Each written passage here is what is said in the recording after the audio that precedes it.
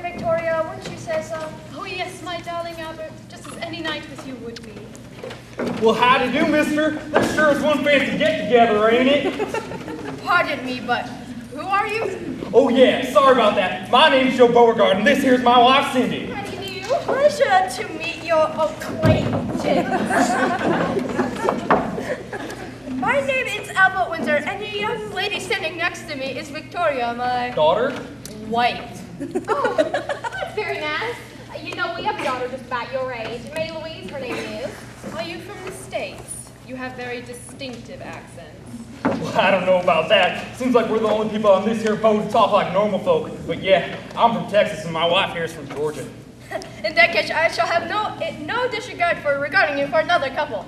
Is that supposed to mean something, mister? Let me tell you, Joe Beauregard is not a man to be taken lightly. You got a problem with me and my accent? Let's go down below deck right now and tell things right and proper. Ladies and gentlemen, I would like to call your attention to the right side of the boat, where we can see a cargo ship approaching rather rapidly. But the helmsman has just informed me that a collision is inevitable, and now if we could all just remain calm and cheer the crew on the deck, get things sorted out! There, you see? Now we can all just settle down and... Who? Look, there's blood all over the tablecloth. What have we got?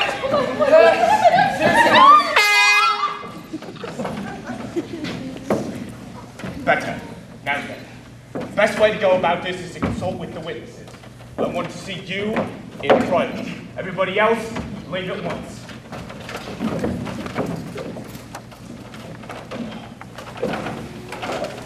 Now, I believe that it is logical to assume that the explanation for the disappearance of Mr. Windsor is murder. Given the short amount of time the deck lights were turned off, and the fact that all of you were packed around Mr. Windsor, making it impossible for anybody to have gotten near him, making it only reasonable to conclude that one of you is the murderer. Not me. Why would anyone else want to murder that man? Well, Mr. Beauregard, I do seem to recall a certain American threatening to profusely beat up Mr. Windsor shortly before the crash that caused his disappearance. Well, I only wanted to rough him up a little bit. I didn't want to kill him or something. Captain, you're needed on the deck for assisting the collision.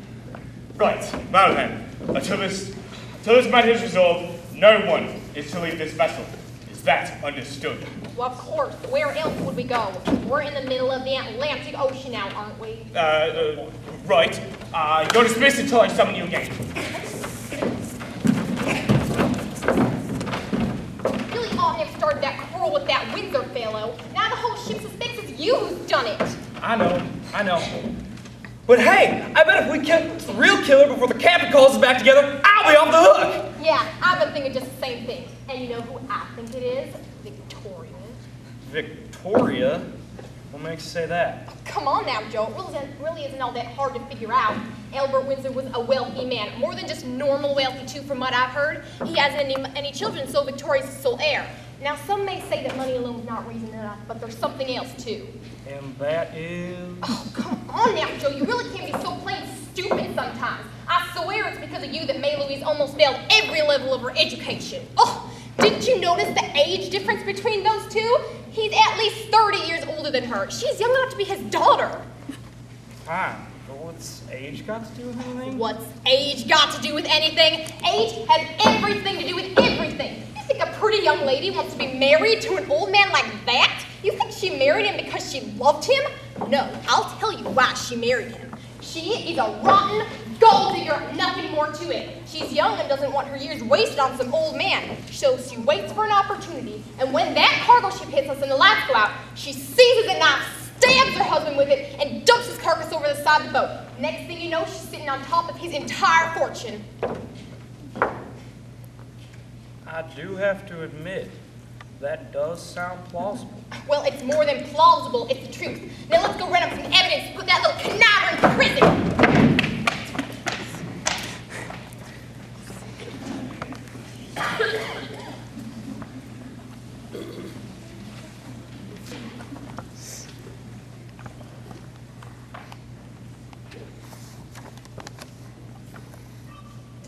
Cotton? Shall I compare thee to a summer's day? Thou art more lovely and more temperate. Shakespeare, sir? Indeed. Man certainly did have a way with words, didn't he? Indeed, sir. Though, may I ask why you have developed such a sudden interest in a writer whom you so vehemently protested having to read during your days of schooling? Did you happen to notice that lovely young woman answering by the name of Victoria? Indeed, sir. I believe it quite impossible to have forgotten the lady who is the wife of the woman who went missing this evening. Correct. I believe I must correct you, though. Instead of saying that she is the wife of Mr. Windsor, it should be that she was his wife, and is now all alone in the world with no one to comfort her. Being the gentleman that I am, I mean to fix that. Are you saying that you mean to court the young lady, sir? Indeed I am, and I mean to do it with this. Forgive me, sir, but don't you think that rather unwise? She has, after all, only been a widow for an hour yet. All the more reason to move in now before the grief has set in. No Cotton, immediate action is required on this one. I wonder, sir, does your affection for the recently widowed Mrs. Windsor have anything to do with the rather large sum of money she will be inheriting? Might I remind you that your fortune-seeking exploits have sometimes led you to near disaster on occasion? What do you mean near disaster? Do you recall an incident with a certain Miss Havisham? No. Only last year, you were engaged in a romantic correspondence with a very wealthy woman. Upon meeting her for the first time, you discovered that she was 40 years your senior. I do remember now. Certainly was a close call, wasn't it? Indeed, sir. Now then, in light of that incident, perhaps you may want to reconsider the plan of action you are now proposing. No. This is an entirely different case. I've actually seen a young woman this time, and she is of exquisite beauty. And, not likely to look otherwise for many years. This one has it all. Youth, charm, beauty. Not to mention the entirety of the late Mr. Windsor's estate. As you There's say, no way I can possibly go. As you say, sir. Now then, if I may ask, how do you plan on wooing the young lady? Paying attention to what I said earlier, I'm going to do it with this. Now, excuse me, I must go forth and seek the young lady of my affections.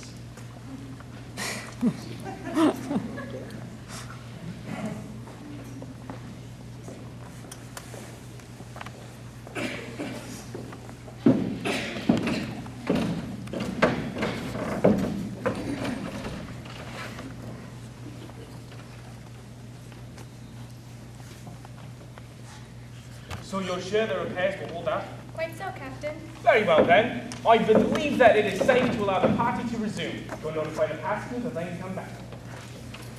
And you, take that tablecloth away. No need to remind passengers of tonight's earlier unpleasantries. Yes, sir.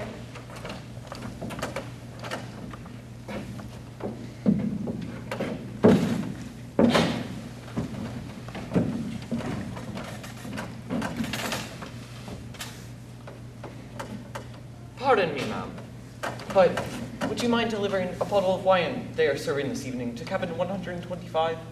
Well, I'm busy at the moment. As you can see, the captain wants me to get this taken care of before the passengers arrive. Here then, why don't I help you? My master would like the bottle to be delivered as soon as possible, and I can't seem to find any other waiters.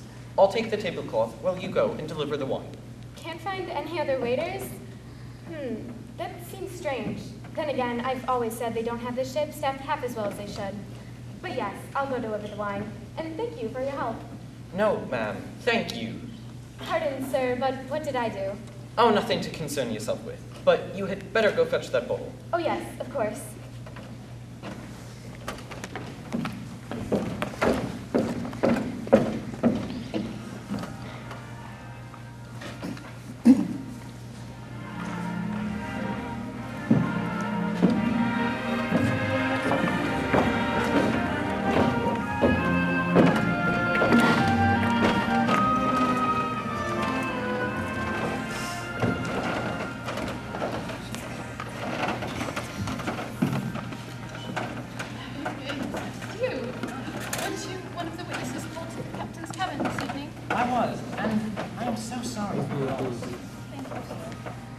I'm afraid I didn't get your name upon our first meeting. I was so in shock that I forgot my usual manners. No need to apologize. My name is Jordan.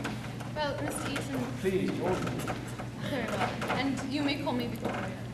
Victoria, what a lovely name. But then again, a rose by any other name would smell as sweet. You're very kind, George. Albert used to read Shakespeare to me all the time. In fact, we were going to see a performance of The Midsummer Night's Dream upon our return to England. But now that shall never be. The rest of my life shall be lonely without My dear joy. Victoria, it does not have to be so. You are young and have many years ahead of you. It would be a shame if they would all be wasted in morning, eh? I suppose so. I only wish I knew how to move on. Well, they say that dancing often helps to take one's mind off of things. Would you, Victoria, dare to join me? Pardon me, Captain. Yes, my lady? Who was that younger man over there dancing with Mr. Winston's widow? I believe that's Mr. George Eaton? Who is he? I believe he's one of those young aristocrats who doesn't work and spends himself into oblivion. An upper-class rascal, you might say. If I were you, miss, I'd stay well away from him. Well, whoever said I was interested in him? I was just curious, that's all I said. As you say, my lady. Look at them, Joe. I knew that Victoria had a sweet lover. You're right on that account. On that account? Ha! I am right on all accounts. Just wait and see. But in order to be able to prove anything, I think we need more evidence than them just dancing together. Well, of course. You really think I was going to come to the captain with only that? No, we need to bide our time until we come up with some substantial evidence to build an overwhelming case against her. What type of evidence? Well, I don't know, something good. So what are we going to do? Well, that's where you come in, honey. Me? Yeah, you. I need you to follow Eaton and see if there's anything to find out about it. All right, that shouldn't be too hard. That fellow's so oblivious. I bet under all that fancy stuff, he's a real idiot. Yeah, well, you would be the one to spot a fellow calling yours. What? Nothing, honey. Quick now, dance is almost over. Get ready to move. Thank you, ladies and gentlemen, for attending tonight's party. Despite that earlier interruption, we hope you have enjoyed yourselves. Good night. Thank you.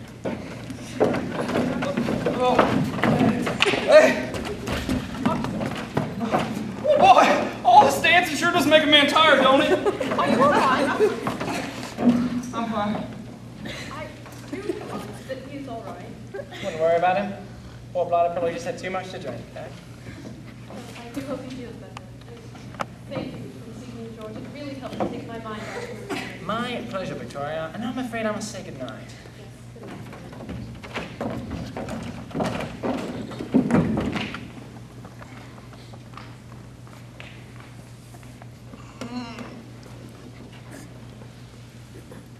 That was a fine nap.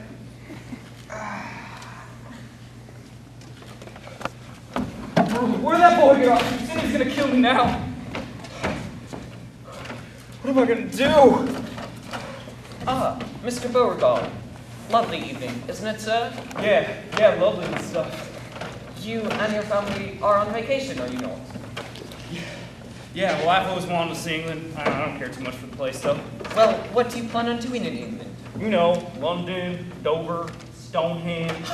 Oh, you Americans and your Stonehenge. Why? What's wrong with Stonehenge? Oh, nothing really. It's a nice place, but it's just a big pile of rocks. Oh, that doesn't sound none too exciting. Hey, do you by chance know where that Eaton feller is? I would imagine in his cabin, sir. Which is... Cabin 125, sir. All right, thanks.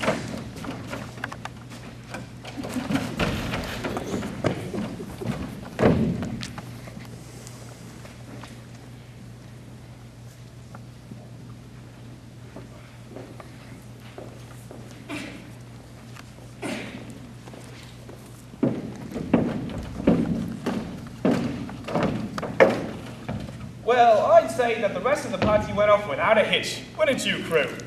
Quite so, Captain. Excuse me, Captain. Yes, what is it? Well, sir, the party has long been over. So what exactly are we still doing here? Don't you remember?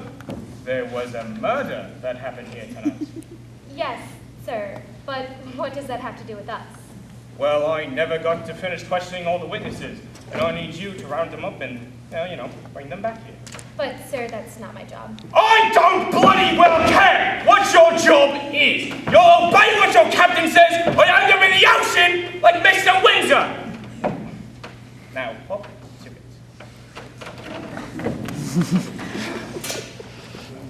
So, who do you think the murderer is, sir? I think I may know who, but I shall keep that to myself. Why is that? No particular reason.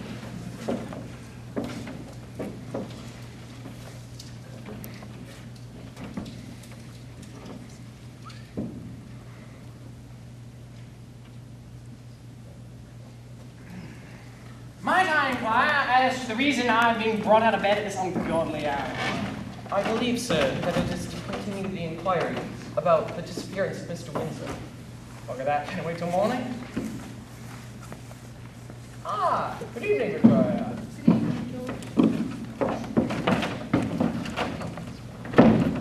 Where are the Beauregards? I cannot find them, sir. Ha we got you now! You got who now? Where do you get that tablecloth? The two of you, and as to how I got this, well, I just snuck into your cabin after the captain called you up here. And what business did you have in my cabin? Well, it only makes sense that I check your cabin for evidence that you two were part of the murder conspiracy. It's conspiracy? What are you talking about? Hold on a minute. Didn't I give you that tablecloth to take care of? Yeah. Yes, but Mr. Carton offered to help me out and said he would take care of himself. He must have taken it back to his cabin after that. And why would you do that? Well, isn't it obvious? Isn't it obvious? I mean, seriously. All three of them are part of a murder conspiracy! What do you mean? Oh, you know very well what we mean. Captain Mr. Eaton here is Victoria's secret lover. The two of them conspired together to murder her husband. Now, Valet must have also had a part in it, as we can see from his attempt to hide the evidence. Now, I'm not sure which of them actually did the killing, but all three of them are as guilty as sin. Aha! Just as I suspected all along! Take them away and lock them in a cabin! After her!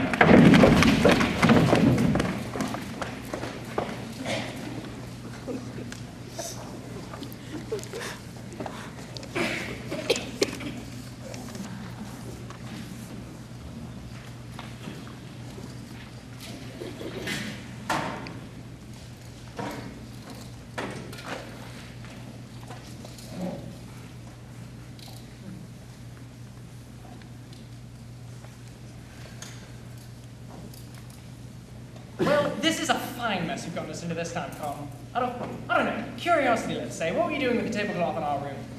Well, sir, I was conducting a little investigation of my own. And you failed to inform me of this because? Well, sir, I was so enamored with the young lady that I did not wish to unduly take you out of your reverie. Surely you don't think Victoria did it? No, sir. I believe she would have had a very difficult time throwing Mr. Windsor over the side of the ship. So we are safe in discounting that theory. It means the only one left are the Beauregards. Well, they try to pin it on us, right? It is a plausible explanation, sir, but I would not be too hasty and jump into conclusions. Well, we aren't going to get our good names cleared by sitting here, are we? No, sir. When you finish breaking us out of these, let me know, will you? Yes, sir.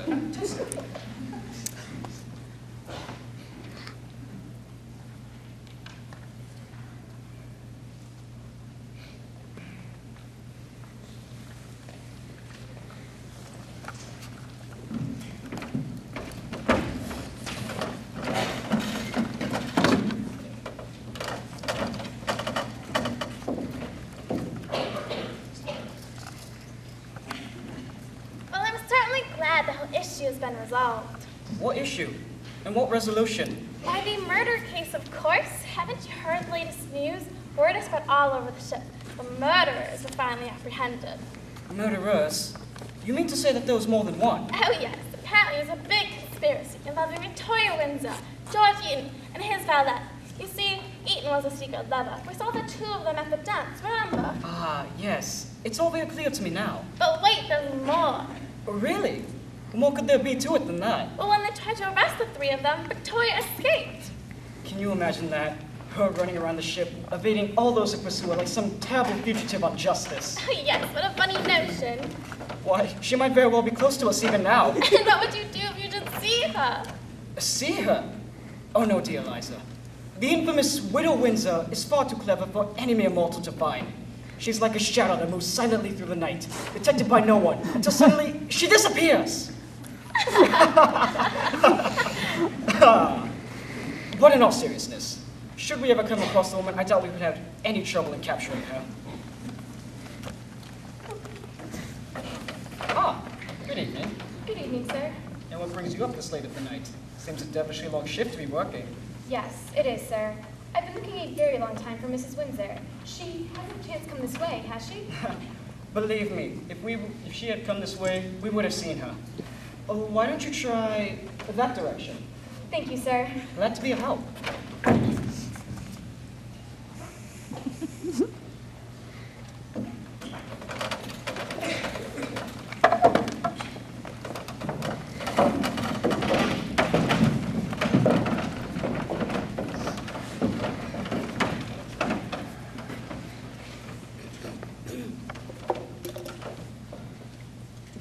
Well, I certainly feel safer now in the knowledge that those two murderous men have been safely locked away. You know, I still don't believe George had anything to do with it. He's such a charming individual. Trust me, he's as guilty as sin, and the world will be a much better place with him behind bars. However, I must confess the continued evasiveness of Victoria has me worried. I do hope that your man will find her soon. Captain, I'm afraid I lost her. What? And how did that happen? Well, I was right on her trail when I encountered a young couple who advised me to turn back and search the part of the ship which I had just come from. After that, I didn't see another sign of her. Obviously, they were aiding her escape. Find them and then bring them here.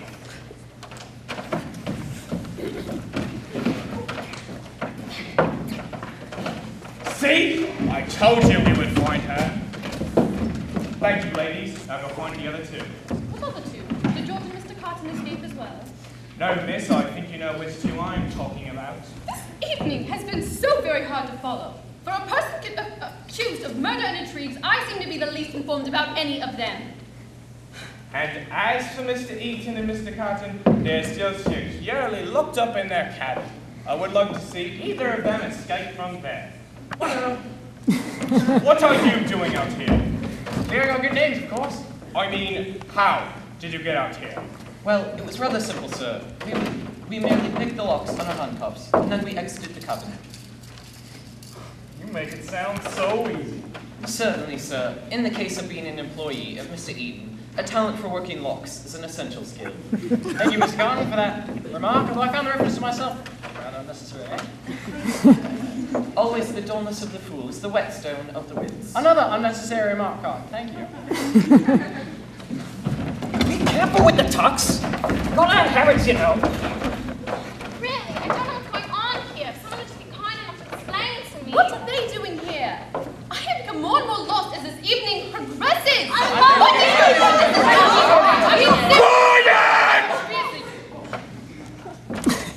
As for these two being brought here, is they are suspected in helping Mrs. Windsor to escape. Excuse me? Furthermore, Pardon me, sir, but before you compound your future embarrassment, might I have a few minutes to explain things? Fine, but be quick about it. And what do you mean by future embarrassment? Might I have two people to assist me? Thank you. Now then, would you be so kind as to unfold the tablecloth so that everyone can see the supposed bloodstain?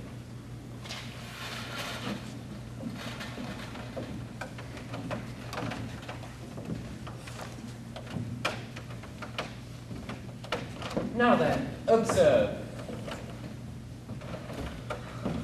What? It looks exactly like the bloodstain.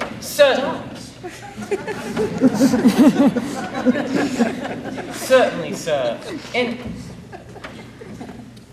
In fact, the supposed bloodstain is really nothing more than a wine stain created when a glass was knocked over during the collision.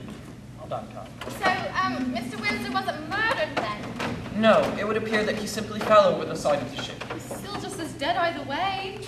Yes, Victoria, but isn't it small comfort to know that he was not the victim of some foul play? And an even greater comfort to know that we won't be going to prison. so. Suppose all you like. Speaking for ourselves, we're most certainly with you. As an apology for tonight's inconveniences, I would like to invite all of you back here in an hour for drinks.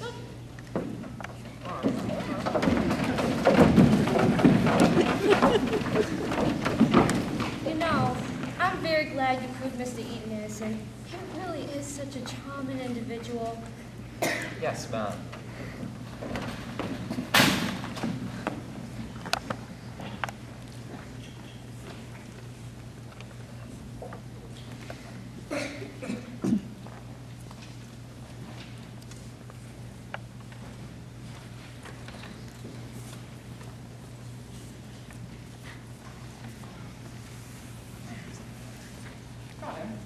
In my spare time, I have written a love sonnet for Victoria.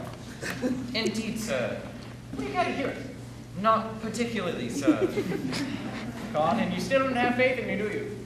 Tell you what, I'm going to have you take this to the waiter to give to Victoria at tonight's gathering. Then you shall see how altogether wrong you really were.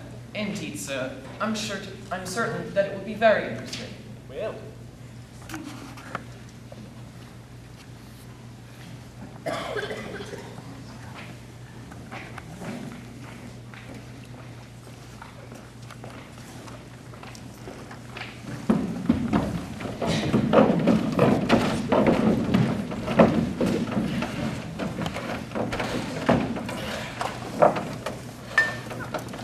Well, it's certainly unrelated to have that little affair settled, wouldn't you, crew?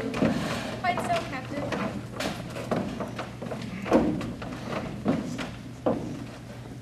I wouldn't say quite settled, sir. There is still a missing person who is in all likelihood dead. Oh no, he's most certainly dead. Mr. Windsor most definitely drowned. What do you expect? That he swam to shore from the middle of the ocean? Ha! No. He isn't. He's dead. Yes, so.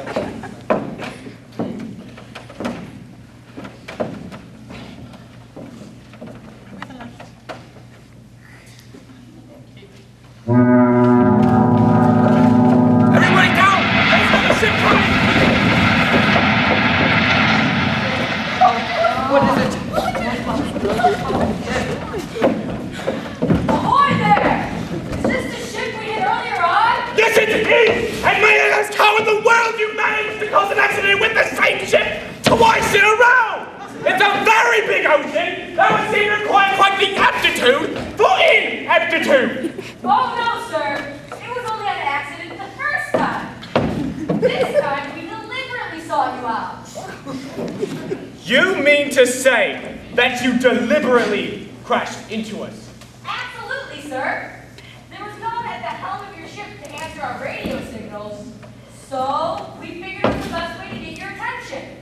And who was supposed to be at the helm during this shift? It would be you, sir. Right. And, what was the purpose for finding us a second time? He's calling your ship now, sir. What? I don't believe it. Aha! I knew he was alive all along! What in the world happened to you? Well, it's quite the adventure, really. I was at the party with everyone where I heard this awful noise and felt the deck gave way beneath me. Next thing I knew, I was flying through the air and landed in the water. Fortunately, the crew of this fine cargo ship pulled me on board and, well, not wanting to be separated from my lovely wife, I asked her to turn around and pursue the ship. How bitter a thing it is to look at a happiness through another man's eyes. Indeed, sir. Though I fear that your late literary studies have been in vain now that Mr. Windsor has returned. Well, when you're chained to a chair for an extended period of time, you have to appreciate whatever reading material you happen to have with you. Indeed, sir. You know, I'm so happy to see you back, and I just wanted to apologize for all the things my dad had said to you earlier. Colin, that waiter goes with the love letter I wrote for Victoria. She gets it now and put me in an extremely bad situation. Do something. I'm afraid, sir, that it's rather too late for me to stop it. For you. What? For me? Well, how nice.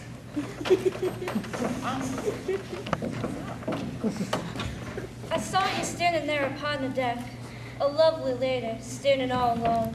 And while the moon was just a tiny speck, its light upon your lovely face it shone. A face so full of beauty unsurpassed, upon soft features my eyes did set. For I knew that my love was found at last, a fairer lady I've never met. Your eyes, they shine like the bright stars above, and yet still as deep as the sea below. Those eyes, which one cannot refuse to love, did the beauty of the owner then show. So fair a face did I never once see, as that which then stood there, right before me. With the grace affections, George Eaton. George, that was wonderful!